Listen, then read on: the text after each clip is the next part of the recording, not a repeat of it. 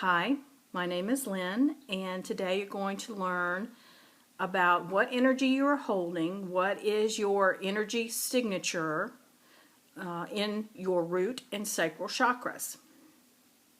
The root chakra is our first chakra.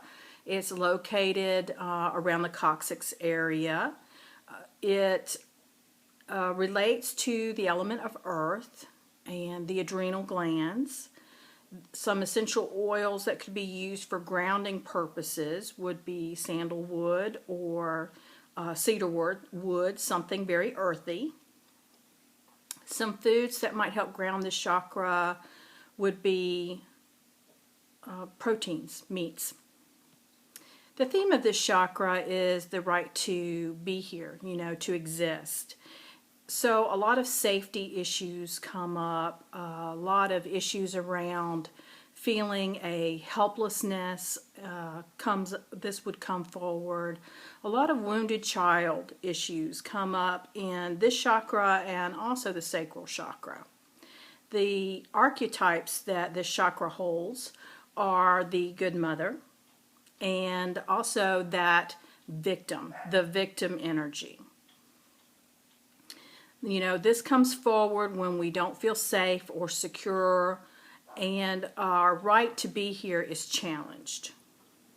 So that's an overview of the root chakra. Now it's important when you're evaluating your chakra to know that, we generally are not all good mothers and we're not always, total victims. We operate somewhere in between.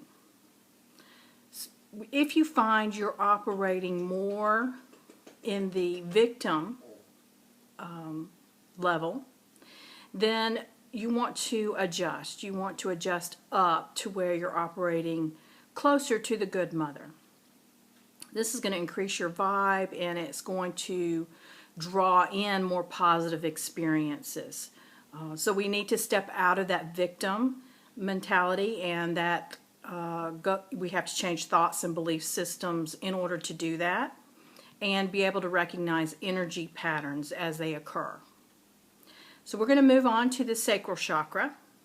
Sacral is its element is water. It's associated with the ovaries and testes. Oils that are used to balance this chakra would be things like orange blossom and jasmine. The body parts that are associated with this are the bladder, because of the water, right? The bladder, the kidneys, the sex organs, and also the sacrum and the hips. The theme of this chakra is to feel, okay? And it's not just to feel, but to feel in a validated way. We have the right to feel whatever we're feeling. So it's the right to feel. So the higher archetypes here are, the high vibration is like the emperor or empress, that person who is in charge and, feels secure enough to experience what they're experiencing.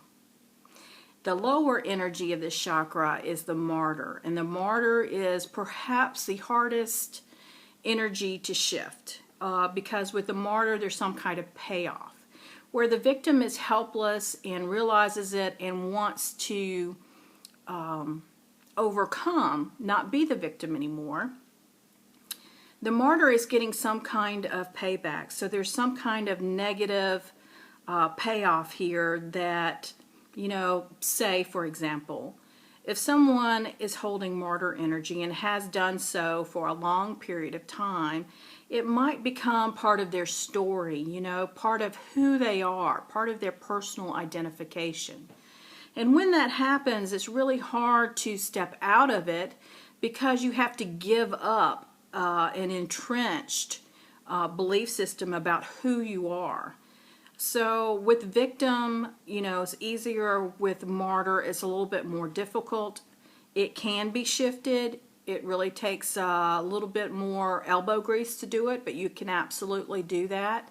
The key here is to find, where did the story begin? What kind of payoff are you getting from it? And how can we step out of that and find a positive, something positive that you can gain without that kind of negative payoff. So those are the root and sacral chakras. Thank you for joining me today. It's day 2 of our chakra series. If you would like to learn more in depth about these chakras, you can visit my website, and you'll find the link in the content below.